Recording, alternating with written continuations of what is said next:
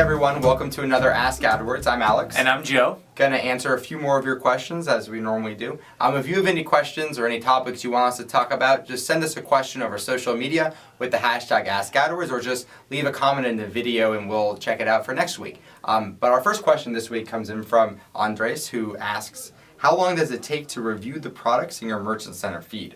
So for those of you who don't know what a Merchant Center feed is, it's essentially a file that has detailed information about the products that you want to advertise for on Google Shopping. So basically, when you upload a feed, it goes through a review process. If it's a new feed, it'll take about 24 to 48 hours.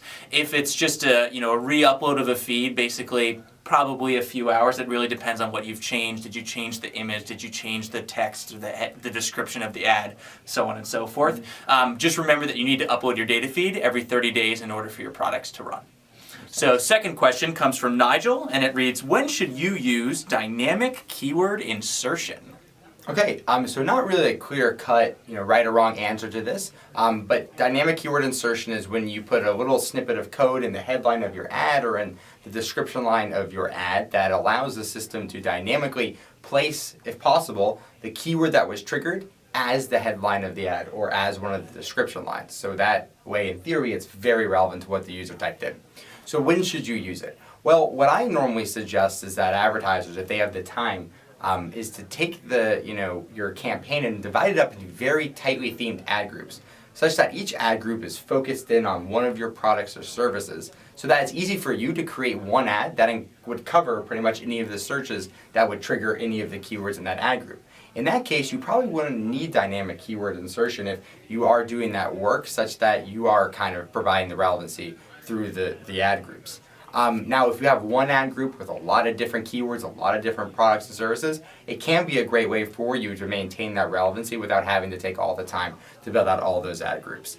You could also, compare their performance by putting them both in one ad group. And Joe, if you want to talk about that a little bit. Yeah, one strategy that I've seen is that they'd have an ad group with, say, 4 ads, 2 of them using keyword insertion, 2 of them not. And essentially, Google wants the best possible user experience. It's going to choose to show the ad that'll probably lead to a click. So you can kind of let them duke it out and see which one is actually going to work best for you. That's a great strategy. Just check out the one that gets the best click-through rates, and the users will tell you which one is working best. Definitely. So the last question comes in from a Twitter user who asks, how do I bid for my ad to show on mobile devices? Great. So your ad is going to automatically show on mobile devices, but you can basically set bid adjustments, which is going to change your cost per click on mobile devices, and basically you could put more emphasis on it or less emphasis on it. Do you want to talk about maybe the strategies people use and why you would change the bid adjustment? Totally. So if you're a business that is dependent on phone calls, let's say you're a pizza store or something, right?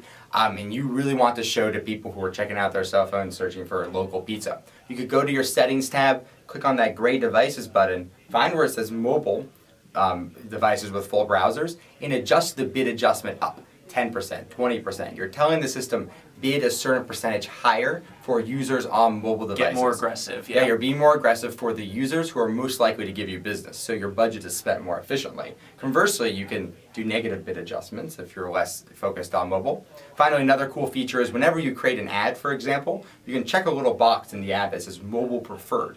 What that means is that if you have multiple ads, kind of like we were talking about earlier with the dynamic keyword insertion, when someone's on mobile and they do a search, the system will show the ad that is mobile preferred most of the time because you've designed it for someone on mobile phones. It says like call us or, how's being on your cell phone? I don't know, something that's tailored to them.